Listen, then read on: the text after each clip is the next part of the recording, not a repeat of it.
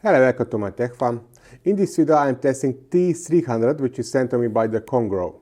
Now at this moment I don't have almost any information about it, only a few specifications sent by email. Well, I will read them now. The build volume is 300 by 300 mm in X and Y direction and 350 along the Z-axis. It is some kind of smaller T500 but with more powerful new features. For example, 30 seconds heat block, then 1000 watt AC heated bed. It used the Klipper and the speeds are 350 mm per second and 15,000 mm per second is the acceleration. It used the intuitive auto bed leveling. I don't know the temperatures, but I will test it and you can see it now on the screen. On this picture on the box I can see it used some kind of modular linear rails. It used the drag chain, but I can also see some leveling knobs. Anyway, let's unbox it and see what's inside. The packaging is good in this black foam and it is in several layers. Well, as you can see, it requires some assembling. So this is the base, I will analyze it later. And then we have these modular linear rails. These are for Z-axis. So only once I saw this on other printers, that's Snapmaker, and these are not cheap things. And this one is for the X-axis. We have some LED lights. This is that inductive auto leveling sensor. And this is the part cooling fan, which looks like it will be quite good because it is from several sides. The screen spool holder, 200 grams sample filaments which are on the spool, some tools and bolts for the assembling, and then, interesting, this is a spare nozzle with the heat block, and it looks like that this pipe ends somewhere in the cold zone, so this means that the replacing of the nozzle should be much easier. We don't need that hot tightening. Properly assembling over these two screws. And we have the tweezers too, but I'm not sure what is this trend giving these sharp tweezers, so the flat ones are much better and safer. eMMC adapter to micro SD card, and probably this has to be used for updating the firmware. In user manual I can see that the maximal temperatures are 300 degrees Celsius on the nozzle and 100 on the bed. And then we have this leveling card, which is a little bit confusing because it is quite thick. Look at this, 0.26 millimeters, and the regular paper sheet we usually use for the leveling is 0.1 millimeters. And so with this, the distance between the nozzle and the bed will be quite big. I'm not sure, is it later compensated by the printer? I'm not sure at this moment. This is two-sided textured PI sheet, and I measured the dimensions 310 mm in X direction and 320 mm in Y direction. This means we have some margin. And we have some limiters on the back side, so we can easily place it in the center of this heated bed. And good news, there are no leveling knobs from the bottom. On the left side we have the plug for the power cable, and then we have different plugs. This is for the network cable and USB. On the right side, no additional plugs. This is the back side of the printer. The Y-axis stepper motor is quite big, which is required because it moves very fast, this big mess. Oh, I don't really like this heatbed cable. I'm not sure is it visible on camera too, but there is some damage on this cable, and don't forget this gives AC power to the heatbed. And actually Bambolab called back its A1 printers because of similar failure. The assembly should be easy. We have the step numbers on the bolts where we have to use it, but the problem is that we don't have the step numbers in the user manual. Immediately in first step I have to use M5 by 25 screws, which are in the back labeled step 5. I think user manual needs some improvement. This is one of the Z-axis, and I'm following the position of the connection for the Z stepper motor. And it is good that we have to bolt it from the top, so we don't have to rotate this big base.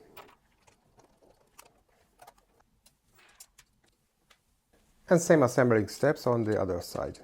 In next step, installing the X-axis using these bolts from the back side.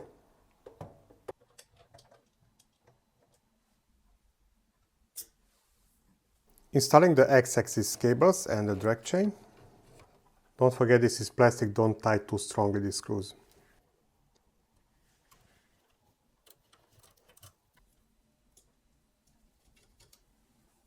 Z-axis supports, which are from aluminum. Bigger bolts goes down, smaller on the top. And same on the other side. Installing the screen, and I'm starting with the cable. And now the spool holder, and for this I have to reuse these two bolts.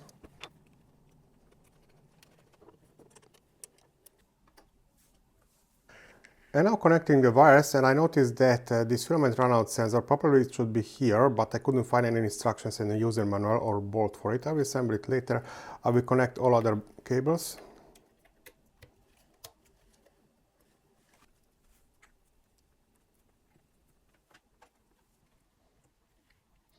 Probably fall out, so I use here M3x8 bolt to hold this filament sensor. I will clean this surface later, but first I want to turn it on and to see moving of the axis. For this first booting it needed a little bit more than half minutes. The screen is really responsive, like the touchscreen on a smartphone, so not the one which you have to press a little bit. I can move the axis only after first homing, which is already done, and X and Y axis works. Let's start with the Z homing.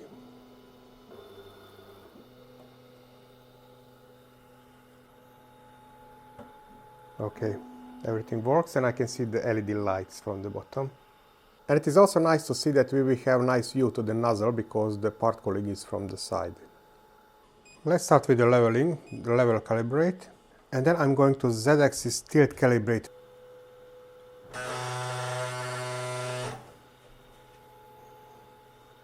Aha, it looks like the Z-tilt leveling is actually mechanical.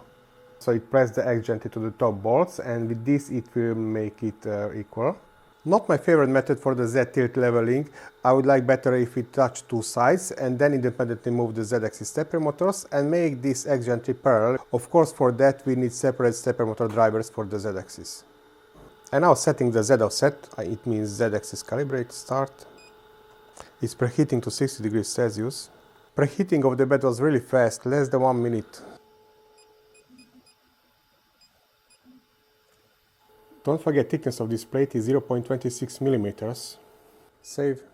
In my case, the Z offset is minus 1.65, and I'm curious if it will be okay, because thickness of this paper is much smaller compared to this leveling card. Now there is something, it's called heated bed leveling. It's not mentioned in user manual. I'm not sure, is it the auto leveling actually? Let's try it. It's preheating again. Yes, the heated bed leveling is actually the auto leveling. It is touching the bed surface on several points, creating some kind of offset mesh, and if there is an inaccuracy, it will be compensated during the printing along the Z-axis. Bed leveling is finished, save. The difference between two sides is quite big. On one side minus 1.2 approximately, and on the other side plus 0.5. This means 1.7 millimeters is the difference between two sides. Big, but of course it will be compensated with this auto leveling. I noticed that this small damage doesn't touch the edge during the printing, so probably it was damaged during the packaging. It was twisted quite a lot. But just in case, I printed this train relay from TPU. Two pieces will be holded with the zip ties. And after the cutting, I left some length here just in case if I have to retie this. And it looks okay now. And now let's insert this sample filament through the filament sensor.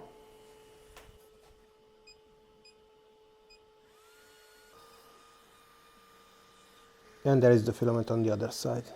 Let's print something from USB drive. Only the Benchy. Wow, it's preheating to 250 degrees Celsius on the nozzle.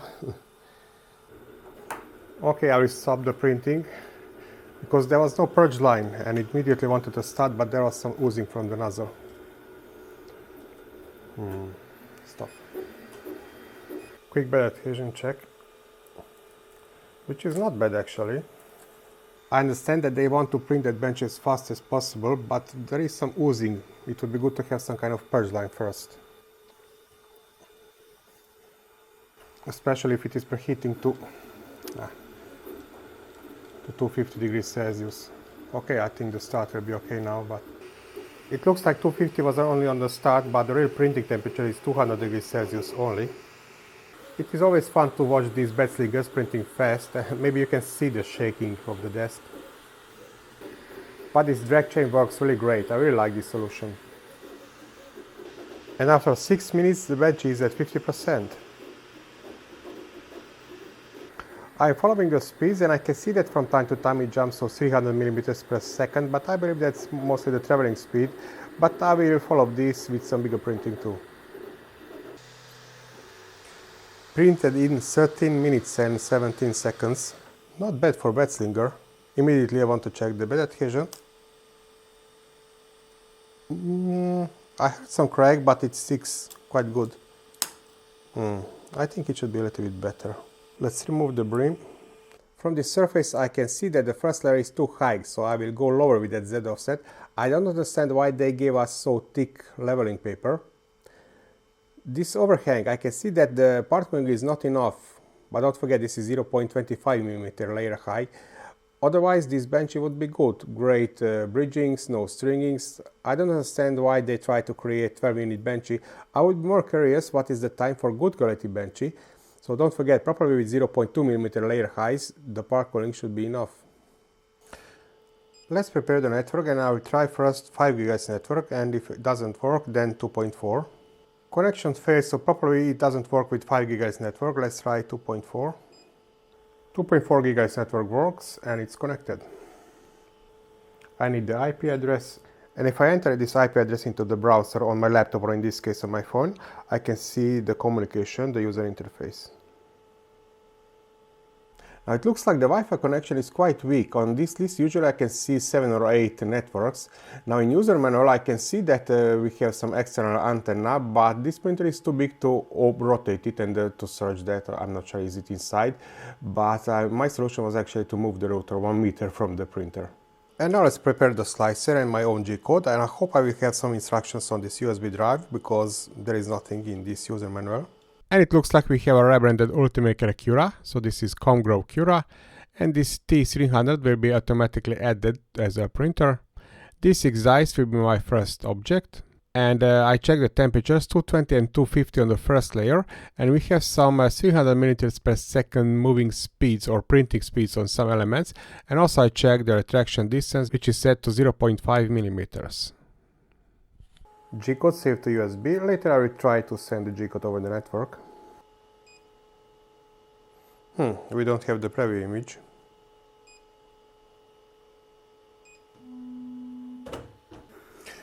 We have the purge line, and now it starts with the printing, but the Z offset is still too high.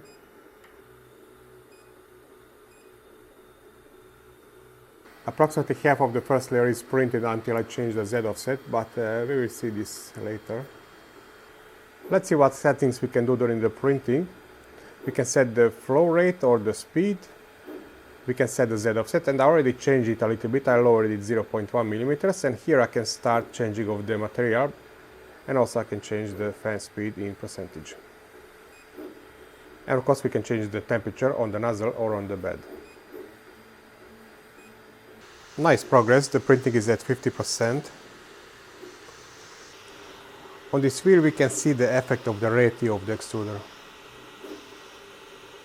Bed adhesion check until it's hot.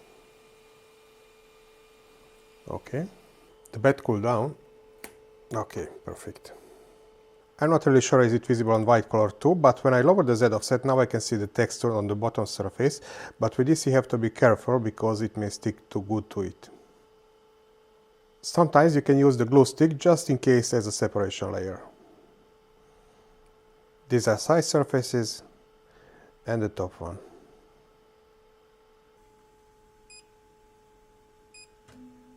This will be a boat printed in spiral or raised mode, and I can see the first layer looks good.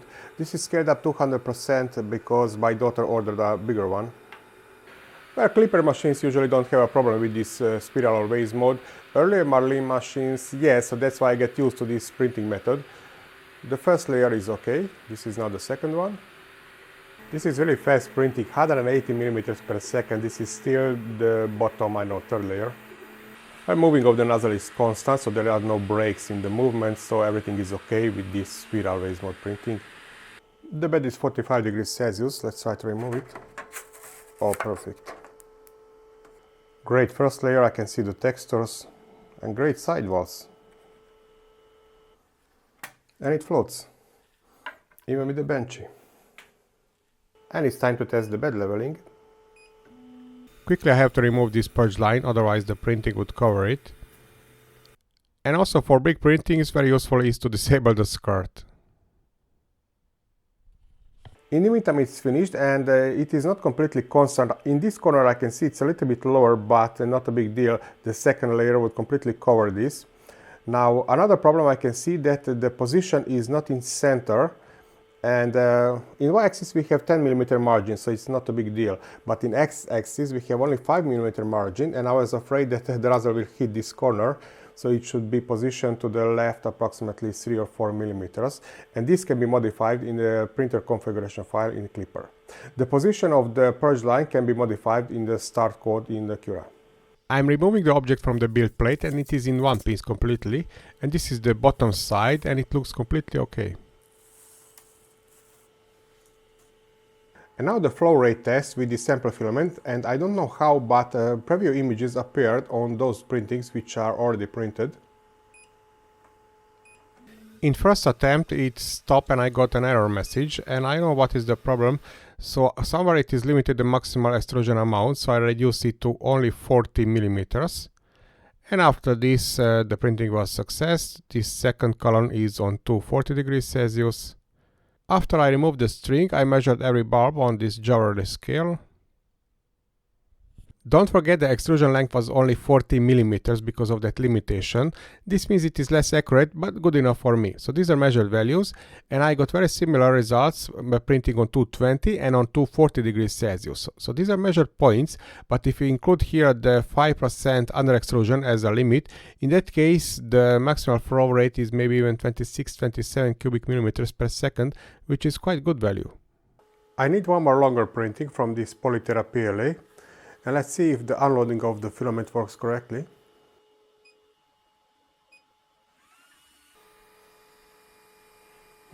It's immediately unloading, which is not good. Better would be if it would extrude a little bit and then pull out the filament, but actually we can do it manually anytime. And now inserting the filament.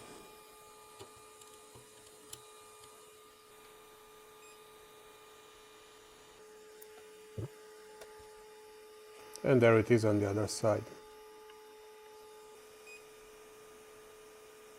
Interesting, now I can see the thumbnail image. I'm not sure why I couldn't see it earlier. Print. It's not good that it is waiting in the center of this build plate, because it is heating up to 250 degrees Celsius by default for the initial layer. And with this we always have some oozing, so it would be better if this oozing would be in the corner and not in the center. It's very risky to take it out.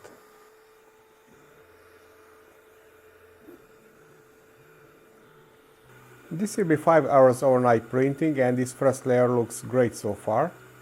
And I'm not sure, maybe on the camera this LED light looks too bright, but in real life it is great and very useful. Now let's measure the noise from exactly half meter distance.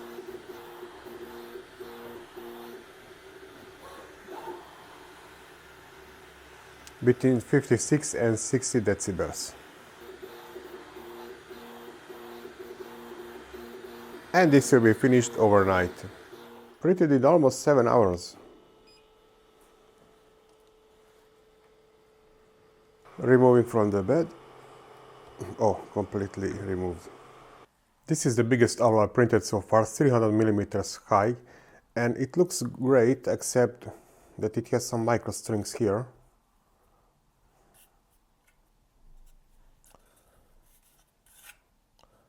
But otherwise it really looks great, and I had no problems during these 7 hours of printing.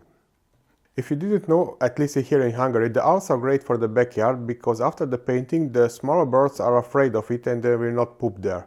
Of course we still have the problem with the bigger birds. And don't print it from the PLA if you want to use it outside.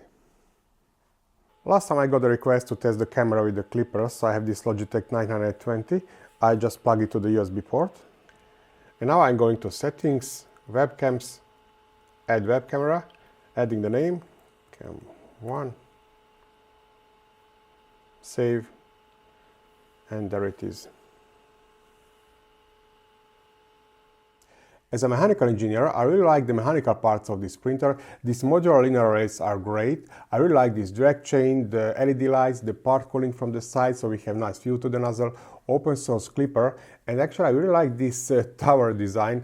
It doesn't have the bridge on the top, that's why these supports on the back side are quite important. Now on the other side, this is quite new product. There are currently no information on the website. I don't even know the price. And it still needs some tooling, mostly on the software side. But with the Klipper, this is quite easy to do, and I'm quite sure that in the mass production, they will fix these small things. They have to pay attention to this heatbed cable. Mostly during the packaging, it was bended too much. If you need this strain relief from TPU, you can download it from Printables. I will upload it there. It looks like the bed slingers still have their market, and this is a good one. So the future is quite interesting. We have T300, T500, and we already saw the T800 from the future. And maybe on this new timeline, it is developed by the Comgrow, not by Skynet. And I can imagine it is just a programmable machine. If it holds the extruder in the hand, it can move in X, Y, and Z direction following some G code. So Joe Connor, if I gave you some ideas and you have a spare T800, send me one for the review. Okay, maybe this was a stupid joke, but this is still my tech fun. Thank you for watching and happy printing.